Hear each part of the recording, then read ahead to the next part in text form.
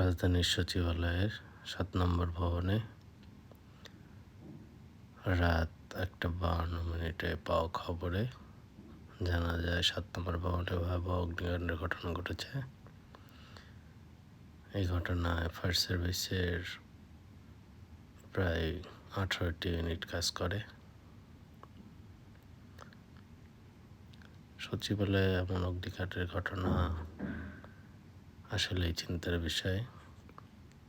রাজধানীর সবচেয়ে সুরক্ষিত এলাকার ভবনে আগুন, এটা ভাবনার সৃষ্টি করেছে। যেখানে দেশের গুরুত্বপূর্ণ নথিপত্র রয়েছে সেসব ভবন এমন ঘটনা